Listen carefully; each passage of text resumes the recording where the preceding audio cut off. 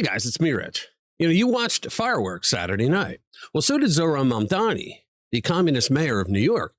Except instead of watching them, he sat behind George Washington's old desk and gave a speech that tried to out America, the president of the United States, without ever saying his name.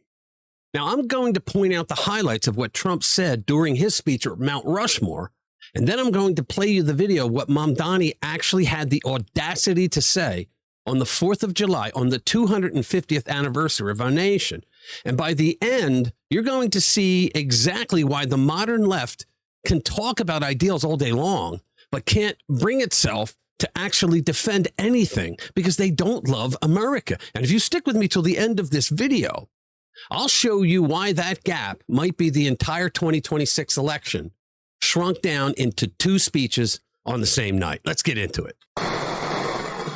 All right, guys, welcome back to RPW Media, where we are MAGA first, conservative second, and Republican third, with the goal of bringing you the most honest news coverage of the day. Look, if you like our videos already and you haven't done so, you should become a subscriber to the channel. You can hit that notification bell and smack that like button because it helps us get our message out to more people. And you'll be notified every time we put out a new video. And thank you. Okay, so Saturday night, I did what normal Americans do on the 4th of July. I went to a local fireworks show with friends. Nothing complicated.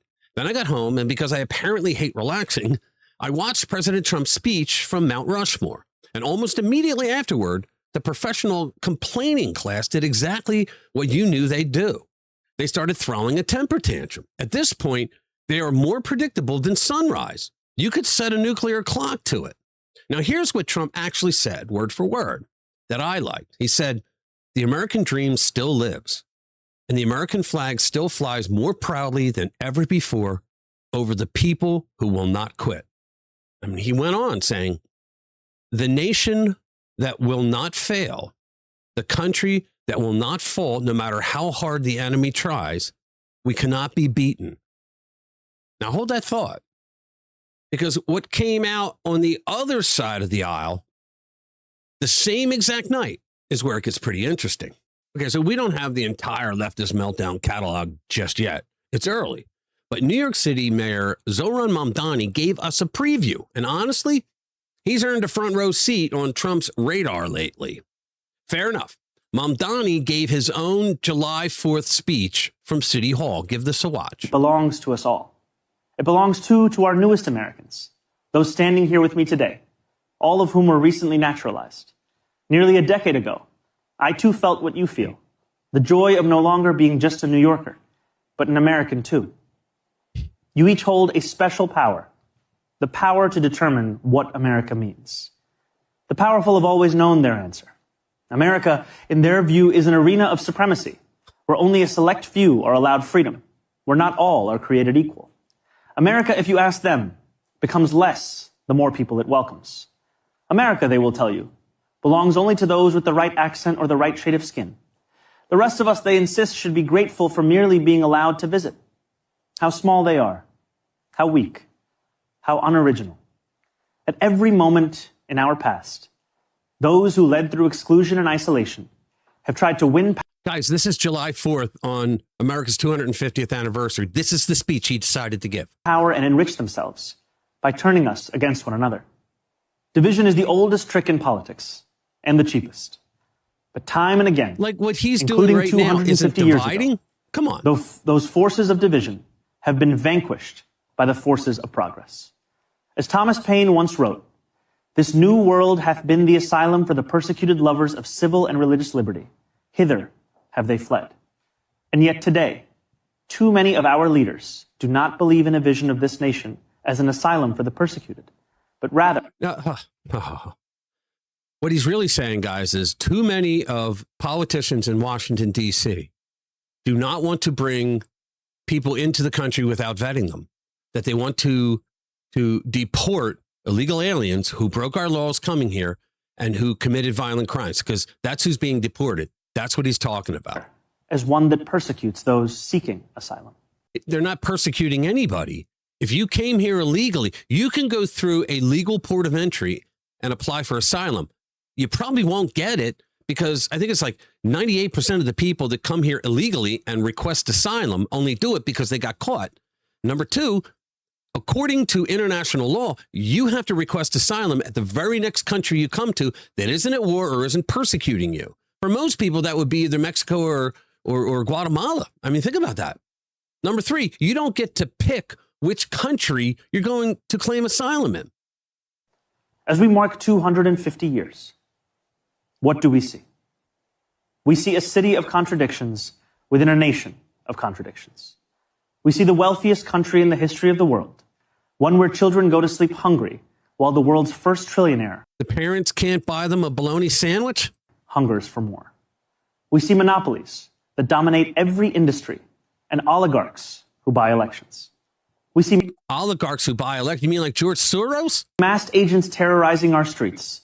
He's talking, oh my goodness, he's talking about ICE guys. The guys that wear the masks because the people who voted and support him would dox them and then go after their families. Food cooked by our undocumented neighbors before spiriting them away in undocumented, unmarked vans. We see a nation whose immense wealth has been built by those with calloused, dirt-streaked hands, those who toil on factory floors and chisel into stone. And we see a nation that has allowed so much of that wealth to be held instead in the soft hands of a precious few.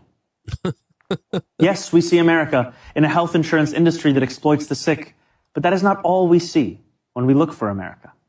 How does it exploit the sick? You cannot, in America, be turned down at a hospital for not being able to pay.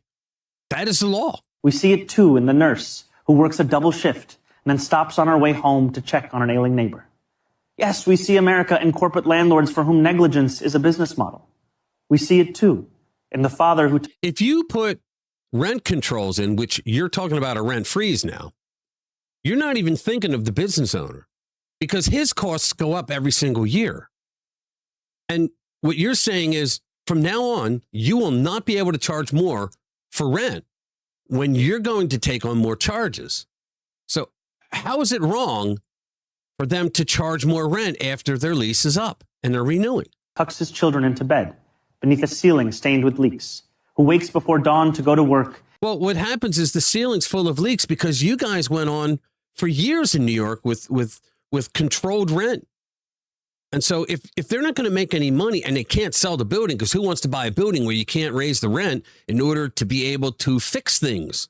So what you're saying is you want landlords to be able to have to eat into their own savings in order to fix their buildings. That's just unsustainable. And still believes his country can do better by his family.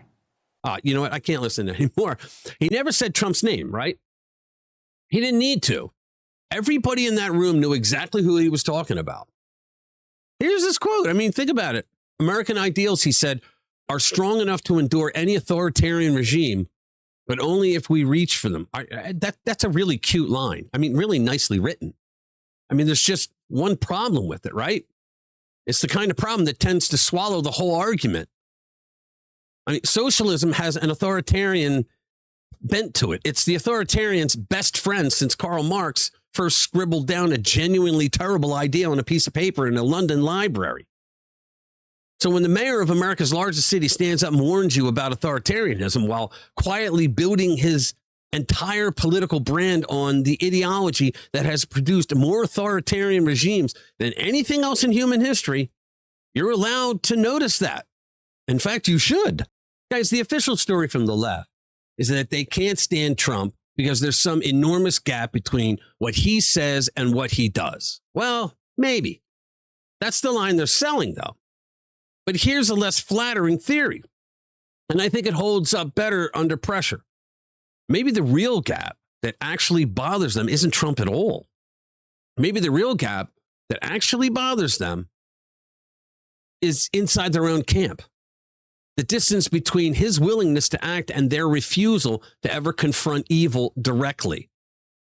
Evil that they have spent years making excuses for, dressing up and explaining away at dinner parties. Think about that for a second, because it changes everything that follows. The left has spent so long marinating in ambiguity, whether it's their posture toward Iran or the socialism creeping louder and louder into their own platform, that when Trump calls for decisive action and then actually follows through on it, they don't process that as leadership. They experience this as a personal insult. It offends their entire self-image, an identity built around nuance, around negotiating with evil instead of standing up to it and stopping it. And here's the part Trump's critics will never, ever admit out loud. They have convinced themselves, and they're working very hard to convince you, that fighting with him, with everything they've got, is the great moral struggle of our era. It isn't. Trump already pointed to the actual one, and it never had anything to do with him personally. It's also worth mentioning that it's tough to claim any moral high ground when your own side has spent 50 straight years arguing that morality itself is just a made-up social construct. That's the real reason he's so hard to knock down, and why his base doesn't budge no matter how rough the approval numbers look in any given week, because they know it's all fake. They haven't moved much anyway. And that's a story for another day. But here's the split, plain and simple.